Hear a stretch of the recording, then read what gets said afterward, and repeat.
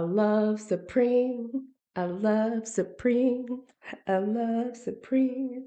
All right, well, welcome back. Welcome to the Blossom and Rise podcast. This is Amber Torsil, your host. This is the third episode of the podcast. It's so amazing. It's so great. The fact that I'm being able to maintain consistency, that is a blessing all of its own. I mean, real talk, real talk. But it's exciting because I get to host season 1 around A Love Supreme, a John Coltrane album, which reflects his spiritual awakening during, a most chaotic life, right? And I feel like anybody can relate to that, all right? So, hi, Blossoming Soul. Welcome back, or welcome if this is your first time tuning in to the podcast, okay?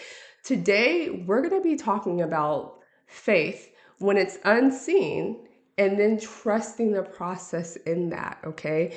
Now, if you grew up in a religious household like I did, you would know the word faith, right? Faith. Faith talks about having this belief in God, something that's unseen, and you can't see, you can't any of the five natural senses that we have as human beings. We don't actually sense, right? But we're told to just trust in the Lord, right? And trust that everything will pan out and whatnot. So we're talking about today trusting in the spiritual process, even when there's no immediate evidence of progress, okay? And not just spiritually, but also personally in life, okay? And I wish I could play Pursuance, the actual song that we're reflecting on the Love Supreme album today. However, copyrights. So I would like for you to check out this song on the album right here, A Love Supreme, if you're watching me on any of the platforms, okay? This is a visual podcast, but check out the album right here, okay? Check it out. And maybe like play it right after this session. Podcast episode, not really session. But anyway, okay, so let's talk about how Pursuance really does help us achieve our goal. Okay, I'll give a personal example. It took me almost 6 years for me to earn enough hours to get my licensing for counseling. Okay. Some programs or some licensing allows the clinician to collect hours from grad school. My licensing department, or not even department, I don't know what you want to call it, like governing board, did not. So I had to start from zero, okay, zero. And I went around all the populations, mental health with kids and family. That's where I started. I started working at the hospitals doing 5150 assessments. I've worked in a county jail doing mental health assessment and ASAMs with the substance abuse assessments. I've worked in rehabs.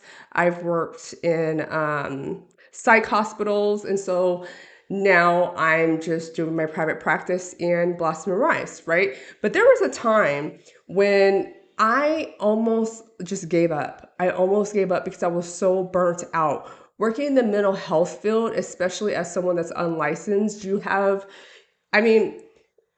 opportunities are plentiful, but also not, right? And so I'm thankful for the opportunities that I did have, but there was a time right before I registered. I told the state, hey, about my hours. I need to register to test for the exam. I almost quit because it was just too much, right? And I couldn't see what was ahead of me. I couldn't see. And so I had to talk to family members because I needed their extra support. I had to talk to my partner. I had to have people remind me what it was that I was so passionate about and fighting for. All the years of education, all the years of expertising and building up my therapeutic approach and clinical presentation, who I am as a clinician. And I almost just walked away from it. All right. So sometimes growth can feel like you're walking in this fog, right? To be honest, you sometimes it's hard for us to even recognize our own growth. I know I have a relative of mine who always tells me that I'm resilient. You're so resilient. You're so resilient. And I'm like, what? But It is. Okay. I mean, when you're able to get through certain situations and it does affect you. Being resilient doesn't mean that things don't affect you. It just means that you're able to get back up and keep walking through that fog. Walking through that fog, okay? And that's where faith is required, okay? When things aren't availably seen, when you can't see them, you can't touch them, and they're not tangible, that's where faith plays a role, okay? And a belief in something higher than ourselves that can help us through, okay? Again, John Coltrane in his Pursuance song, he was a recovering heroin addict, okay? He kept fighting, he kept moving through, all right? Once, once an addict is always an addict, is one day at a time, but a lot of the spiritual or the religious tone is to believe in something higher than yourself, right? Not even almost higher than yourself, but knowing that there is something higher than ourselves, but also that we are part of something higher than ourselves. It's already in us. We are that, right? Human beings have this fascinating desire to worship outside of themselves or worship someone else. Like, and it's very clear in the political dynamic that we are in here in the United States, people's flags and stickers, and it's like they bind their whole identity with their political choices, which is it's different to me. But I could just see as human beings like the desire to really worship outside of yourself instead of recognizing that you are part of that higher power. That higher power is you too. It is you too. So if you believe in something higher yourself, then you have to know that you are part of that higher self. You are part of that higher source, that part of that creator, God consciousness. All right. And if you don't know, you're going to know today. We're building on pursuance. Okay. We're building on the faith, trusting the process, learning how to trust the process along the way. And it's normal for us to lose faith. Okay. It is normal for us to lose faith. I've been there. Okay. I've been there. I've lost faith in other things too. All right. And we lose faith because we're burned out or we're being impatient, which is a lifelong soul lesson for me is being patient, very impatient. Okay. And also societal obsessions with instant results. Instant results. We can't have that. We have to build on, if we, like, for instance, my consistency is everything to me right now, right? Like I previously mentioned. Beforehand, I was working 40 hours a week, seeing my clients after work. I was also getting up at 3 o'clock in the morning, okay? So that I could be at work for 5 o'clock, so that I can get off at a reasonable time so I can go home and see clients in the afternoon. When I tell you I was burnt out, I was burnt out. I did that for 6 months. I thought that my body was going to be able to regulate to a new schedule. My body said, nah, nah, sis, we're not getting with this. This is not right.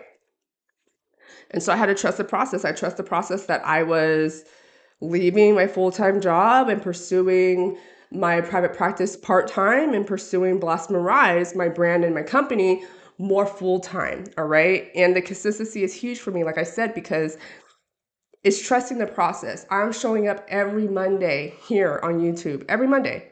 I'm showing up on my podcast, excuse me. Scratch that.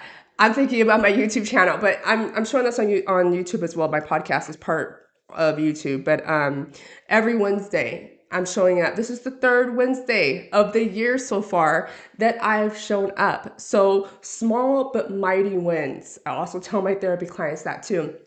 Small but mighty wins. Okay, and so this could also talk about mental health, right? When someone is feeling suicidal, when someone's feeling hopeless, severely depressed, losing faith that life is not worth living for, or having a really difficult time in finding the light. Okay, being so surrounded in darkness, whatever that darkness is, know that there is always light. There's always help. Okay, all you have to do is reach out. Let me provide you with the suicide hotline. It's 988. You call that number, you'll get help, okay? There's also the crisis text line. that you can text, and there's trained individuals that will help you through a crisis. Okay, that number is 747-747. All right, and if you need a therapist, we're definitely out there. Okay, we're definitely out there. We have Psychology Today, we have Rula. If you're in California, I don't know if they have Rula outside of California. There's a website called Therapy for Black Girls. That's a directory. I mean, there's so many. Oh, Inclusive Therapists. I'm on there too. Check it out. There's help. Okay, always help. Nothing is hopeless. Okay, that is a limiting belief, and if that's something you're struggling with, go ahead and check out. I think it was my last video last week, and look into getting professional help as well. Okay, but that's why I love tying in spirituality and personal development, because they're intertwined. We go towards something higher than ourselves when we can't find it within ourselves. Okay, but that journey goes from within and out. Okay? All right. So, ways that we can strengthen our faith, okay? Practicing gratitude. You may not have the things that you want, but you have the things that you need, all right? So let's like check things off the list. Like, okay, are we driving? Okay, if we have a car, we're grateful for that. Do we have access to public transportation? Whoops. You have access to public transportation, that's something to be grateful for. If you're living in your home, either your home or a home that you share with others, or someone's allowing you to stay with them, that's something to be grateful for. Do you have food in your refrigerator? Yeah. Okay. Or do you have access to food? Yeah. Okay, cool, cool, cool. Do you have clothes? Do you have access to clothes? Okay. Yeah. Um, do you have loving, supporting people, even if they're not your family? Do you have community where you feel heard and listened to and loved and care about, even if it's one person? Great. So, just things that we can be grateful for, okay, can help to build our resilience and faith. All right. And I'm huge on journaling, as you know. So, journal, journal, journal, okay? Even if you have to practice an affirmation daily, that's fine. Just get into the routine, the ritual, which is what my YouTube video is this week. We're talking about how to build daily spiritual rituals. And people get kind of spooky about the word ritual. All that is just a practice. Okay, that's all that it is. That's it, nothing more, nothing less. Okay. All right. Um, Affirmations like I am divine, I'm always guided, I am guided. Just like I gave a example of I will persevere, and then it turned into I persevere right after I meditated. Meditation can give you so much clarity. I'm telling you, I practice it 5 days a week. I should practice it 7 days a week, working on it, but just a little bit, and you build upon it. Okay, so I'm asking you to reflect on one area in your life where you need to release control and trust more deeply. Trust me, that is something that I continuously work on myself. Okay. So you're not alone. Um, if you're like, oh my God, there's so many areas, I don't even know which one to choose from, you have to just go with the flow. All right. Like, build that relationship with your spirit team, build that relationship with your higher self, build that sacred space with your spirit team. Okay. How do you do that? Meditation. Do that with meditation daily. Okay. To help build your faith. Okay.